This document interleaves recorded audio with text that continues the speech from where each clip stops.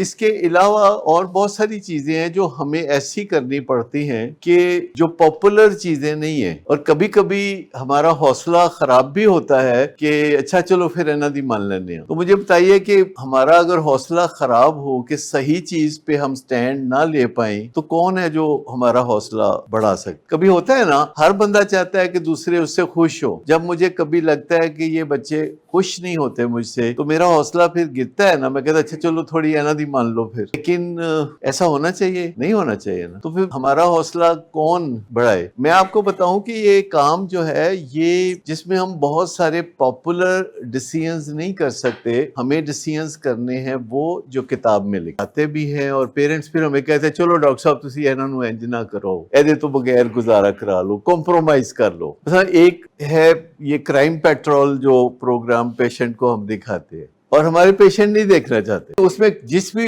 برائی کا ذکر ہوتا ہے، جس بھی کام کا ذکر ہوتا ہے، وہ کون سی ہوتی ہے؟ اس کے پیچھے کیا ہوتا ہے؟ نشہ۔ اور یہ یونائٹڈ نیشن کے بجٹ سے بنے ہوئے 2600 پروگرام ہے۔ چونکہ انڈیا کی آبادی بہت بڑی ہے تو انہوں نے انڈیا میں 2600 پروگرام تیار کیے پچھلے 14-15 سال میں، جس کے اوپر اربوں ڈالر خرچ ہوئے۔ انہوں نے پاکستان کو بھی کہا تھا کہ یہ پروگرام تیار کرو، نہیں سانو نہیں ضرورت، اسی ویسے بڑے نیک ہیں، تو وہ ہوئے ہی نہیں۔ لیکن چونکہ دونوں علاقوں کے مسائل ایک جیسے ہیں تو زیادہ تر کرائم کے پیچھے نشہ اور اس طرح کی کباختیں ہوتی ہیں، اور وہ ایک مزیدار کہانی ہوتی ہے۔ اور میں نے بھی یہ جو پروگرام 100 پروگرام ہم نے منتخب کیے ہوئے ہیں، یہ سارے میں نے دیکھے ہیں پہلے، اور اس میں اندر جھانکنے کا، اپنے اندر جھانکنے کا تھوڑا موقع ملتا ہے۔ تو اگر بیٹھے بٹھائے کچھ کام اچھا ہو جاتا ہے تو کیا حرج ہے؟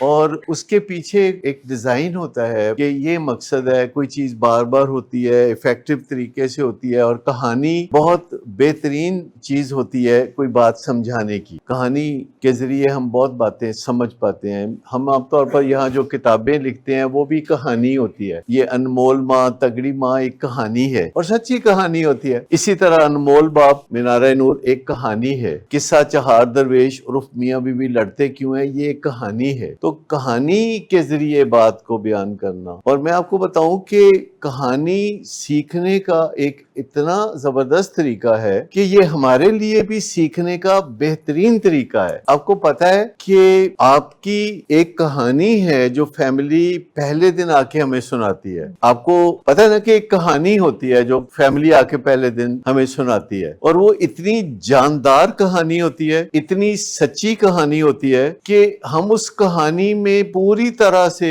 ابزارب ہو جاتے ہیں، اور اس کہانی کی وجہ سے ہمارے اندر جوش پیدا ہوتا ہے کہ کچھ کرنا چاہیے۔ یعنی وہ جو کہانی گھر والے بتاتے ہیں، اور اس کہانی میں 3 وقفے ہوتے ہیں۔ پہلے وقفے کے بعد گھر والے کہتے ہیں ویسے بندہ بہت چنگا ہے ساڈا، پھر کہانی سناتے ہیں باقی کی، کہتے ہیں بندہ بہت نائس ہے ہمارا، پھر کہانی کا آخری حصہ سناتے ہیں، کہتے ہیں ہے بڑا ہی زبردست آدمی، دل دا بہت بہت چنگا ہے۔